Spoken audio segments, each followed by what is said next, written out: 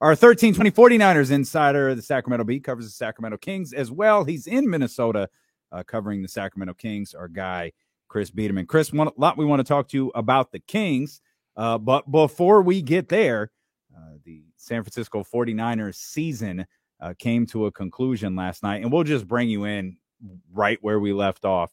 We're waiting on news on Brock Purdy and the extent of the injury he suffered yesterday. What direction are you leaning towards in terms of starting quarterback next year? Man, so I think you have to give Trey Lance at least an opportunity, right? Like, I don't think the fact that Brock Purdy seemed to overtake Trey Lance on the depth chart this year, that doesn't necessarily mean you have to trade Trey Lance, unless maybe you get an offer that's really too good to refuse. But at this point, if Brock Purdy has to miss time in 2023 because of this elbow injury, I would think that, you invested so much in Trey Lance, you were confident enough to make him the starter going into last year. I don't know that, 5 quarters of football was necessarily enough to make you move off of that stance. So you definitely bring back Trey Lance. You always have Brock Purdy in the wings, depending on what his injury history looks like. And I'm sort of back on the Tom Brady thing, right? Like, I know, we talked about it midway through the season. Like, if the 49ers don't feel comfortable with Trey Lance, obviously you're probably not going to pay the premium that it's likely going to cost to retain Jimmy Garoppolo, who might have more of a market this year than he did last offseason. I think Tom Brady makes sense as sort of the bridge to whatever's next beyond that, right? Like, whether it's Trey Lance developing, whether it's Brock Purdy coming back and reasserting himself. So I think Brady does make a ton of sense, given that the window's open. You want a guy you can absolutely win a championship with. I'm sure they felt that they probably could have won with Brock Purdy given the way he had been playing, but now, he didn't have the strongest arm to begin with, and banking on him coming off major or potentially a significant elbow injury, I think that's just kind of a hard thing. And so, the Tom Brady thing, I think they'll certainly explore it depending on the severity of Brock's injury. But if it's not a torn UCL and it doesn't require Tommy John and it's just a 6-week injury, then I think you probably feel okay about Brock Purdy and Trey Lance being your top 2 guys. And maybe you go in and get a veteran, a guy to have as your third quarterback. And I think, I think the NFL should look at the idea of bringing back that rule that allows you to have a third quarterback up on game days. It doesn't count against the 46. I think, that just Sunday, it was pretty unprecedented. So, I get it, but you absolutely should not have an NFC championship game get down to a point where a team loses 2 quarterbacks and just literally does not have anybody capable of throwing a pass. Particularly now, if the referees can have guys check for concussions midway through the game, I think teams should have the luxury of having a third quarterback up in case that scenario pops up again. So I think that's something that the league should look at going into this offseason. But no, to answer your question, I definitely think the Tom Brady thing is back on the table depending on Brock's injury. Oh man, so many things I want to hit on right there. First of all, we'll start with the roster thing. This isn't, you can test this. This isn't just because of what happened to my 49ers in NFC Championship game. I've talked about this since the show started, and maybe it's just like an elementary thought of mine, but I don't know why they have, like, what is it, like 46 available players on game day? Yeah, it's 46. There's some other active, it's changed over the last few years since the pandemic, but yeah, it's generally 46. In a game like football, like, that is crazy to me. That is absolutely insane to me. And I think we talked about it where, I don't know why it's not like college where you can have, 90 guys on the sidelines, all of them available, like, especially when it comes to the quarterback. Like, I'd have 2 designated quarterbacks, your practice guy, maybe another guy.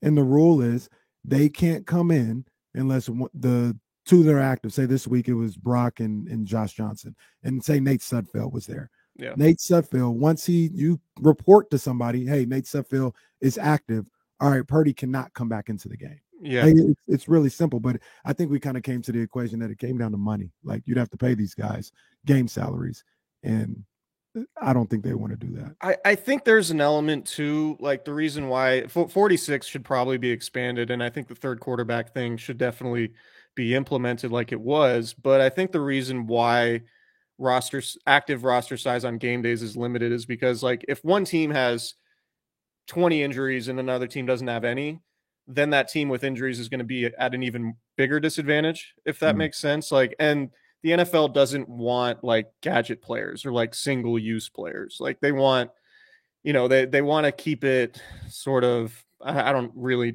know how to word it, but they don't want specialty players, I guess, is if like you just have 1/90th guy in the roster to do one specific thing.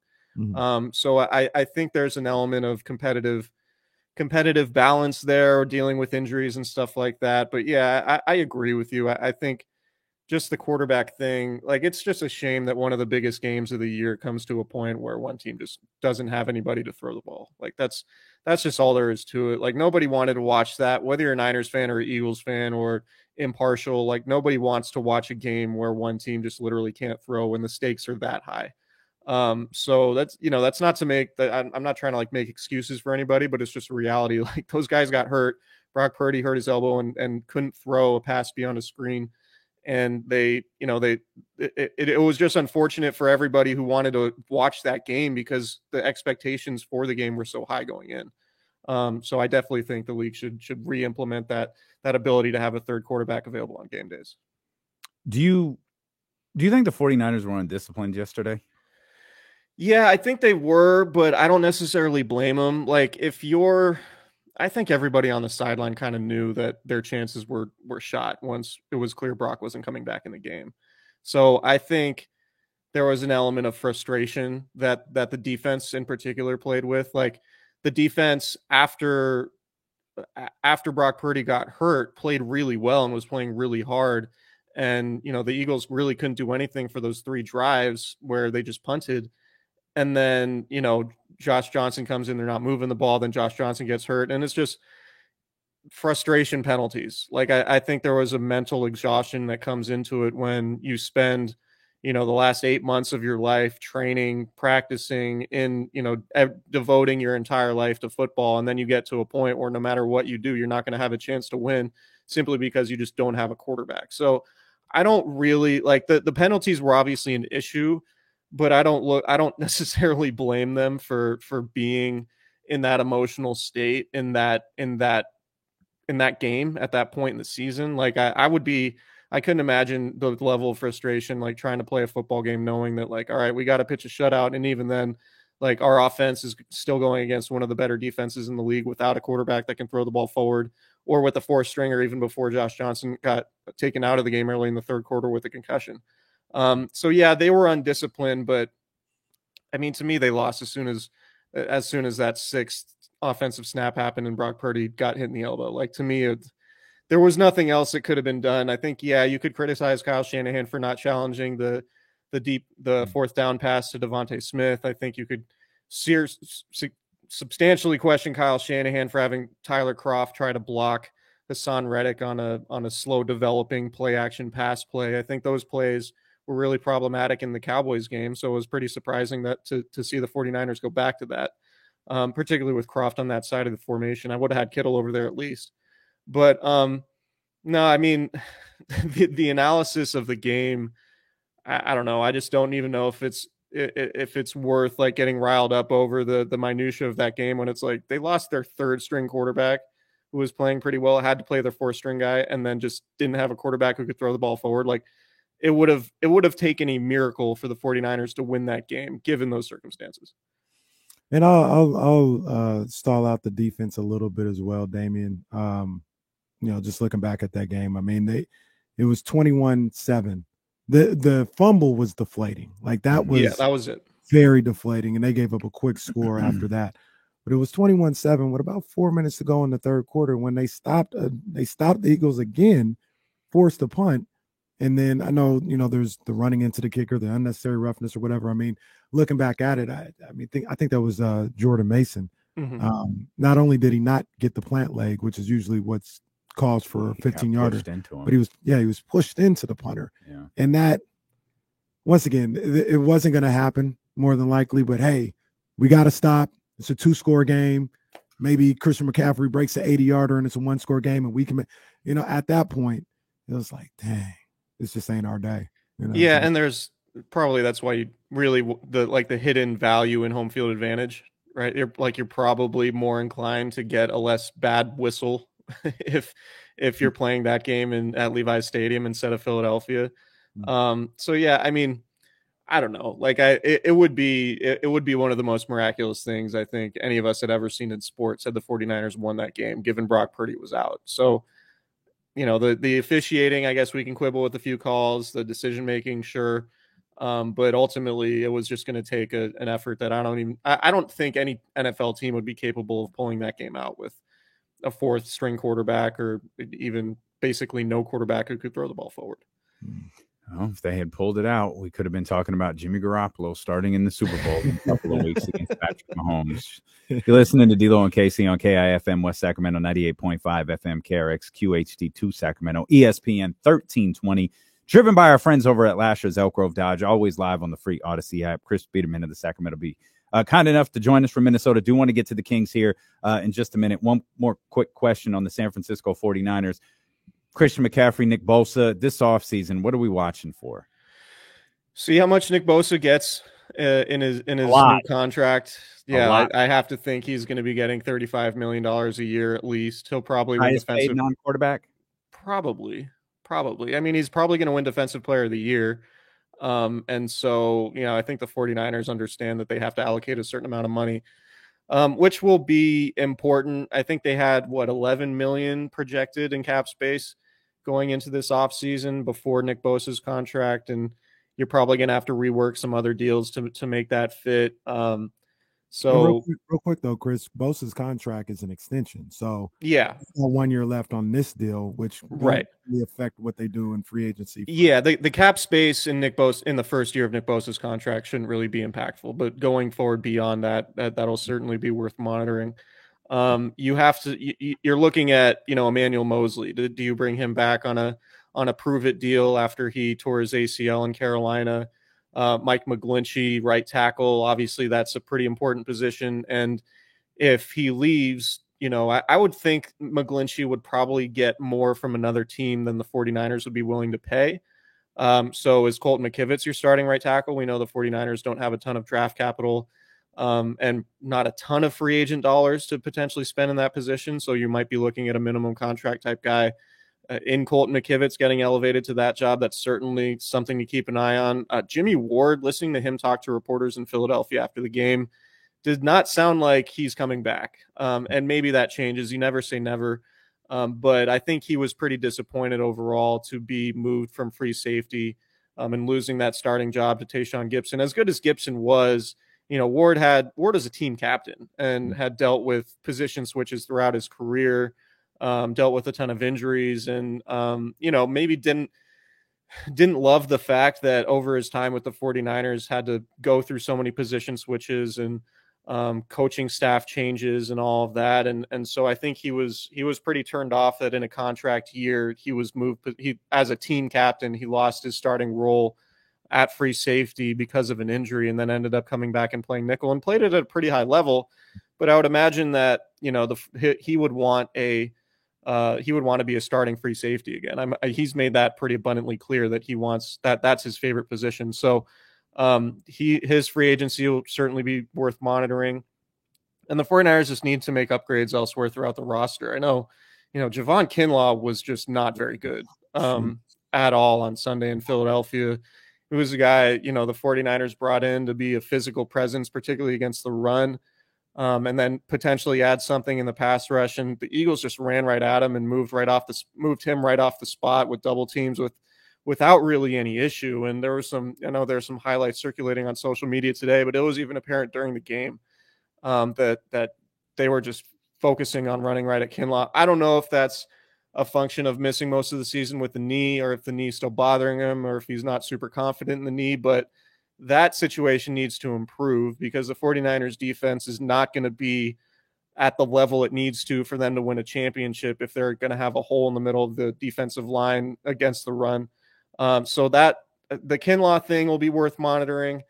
Azeez Al-Shaair is a free agent. I don't want to go down all the lists with free agent guys, but I think that's where we're at now is that, there are a number of notable guys, particularly starters at pretty key positions like Jimmy Ward, like Mike McGlinchey, who could potentially be on the move and leave sizable voids if they do end up leaving. Real quick, Chris, just wanted to ask you on the 49ers. This year, I mean, the difference between having that game in Philly and having it in Levi Stadium were losses to the Broncos and the Bears. I mean, that's and the Falcons. Yeah, and the Falcons. At least it felt like the Falcons game. Like, man, Falcons just played. They played a great game. Mariota played a perfect game, damn near. The Bears and the Broncos game, those were unexcusable. What do you think? Can they start any hotter? Like, I was thinking about it last night, but like, what do you do to try and get that NFC Championship game at home?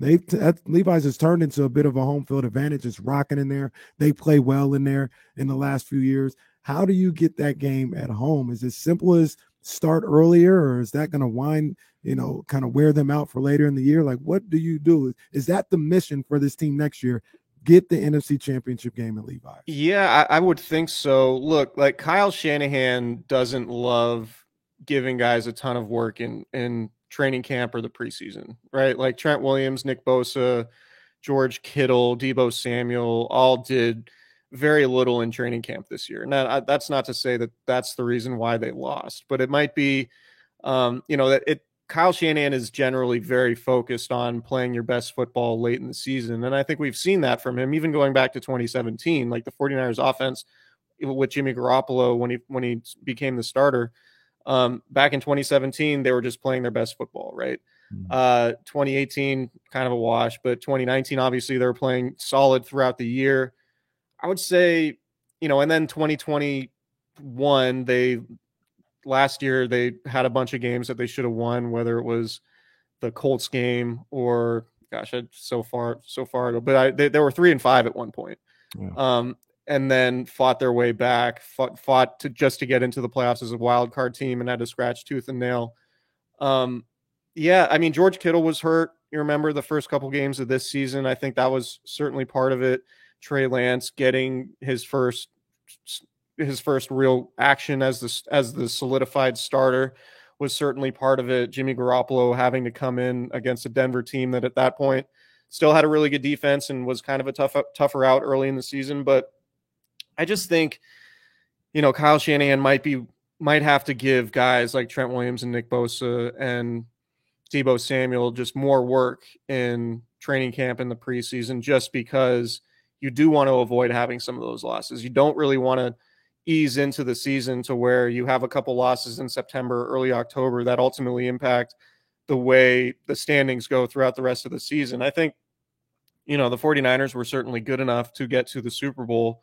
And I do think, this will be one of the biggest what ifs in recent memory, but if Brock Purdy doesn't get hurt in that game, with the way the defense looked like it was playing in the first half before the quarterback stuff really went haywire with the way they're moving the ball. I know it was just a handful of plays on the first possession of the game, but I do think the 49ers had a really good chance to win that game had Brock Purdy been healthy. But yeah, if that game's at home, maybe it goes completely differently, right? Like maybe the pass rush from Philadelphia isn't able to fire off the ball as quickly. So there were there are better replays on Devontae Smith's catch, right? The Niners talk a lot about how their in-house crew is really good at showing replays from various angles on the big board that leads to Kyle Shanahan challenging plays a lot of the time. Those replays weren't there when the Eagles hurried to the line of scrimmage after that fourth down play on Sunday. So yeah, there has to be maybe more of an intensity in the preseason and training camp and early on in the season than they've had, because Kyle Shanahan, the last 2 years, that's been a thing. They've started off slowly and gone better as the season's gone, but those losses early on in the season have come back to bite them. There's a lot more we could talk about with the San Francisco 49ers, including if you have DeMeco Ryans' number, just shoot him a text and said, don't do it. Don't take that Texans job. Chris is in Minnesota right now covering the Sacramento Kings for the Sacramento Bee, and you got a chance to sit down with De'Aaron Fox this weekend. De'Aaron's always an interesting dude to read, when people write about him. What was your experience? Any takeaways from your conversation with De'Aaron? Anything that really stands out? I asked him if if he had any contacts or any discussion with Vivek about Monty McNair's extension. He just flat out said no, which, was interesting. I think De'Aaron's generally pretty honest. He's not much of a boilerplate answer guy. If there's something on his mind, he will certainly be truthful about it. But look, the big takeaway for me is like De'Aaron Fox, Monty McNair, and Mike Brown are all contractually locked in together. Their contracts all end the same year, 2026, I believe. Right. So that's really his whole thing with McNair's extension was just about organizational continuity, right? And you guys know as well as anybody, like the Kings have not had a whole lot of continuity and security for their main pillars of their organization in a long time. Mm-hmm. And so I think with what McNair's done, over the last calendar year, getting Domantas Sabonis, getting Kevin Huerter, I think drafting Keegan Murray, certainly getting Malik Monk in, like there have been a lot of moves that have made a lot of sense and turn the Kings from a dysfunctional franchise to an organization with a very clear path.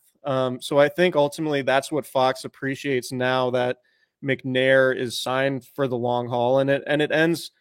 I think the timing is good. I mean, it probably should have happened before the season, but I think the timing is good from the standpoint of the trade deadline because now they can make moves.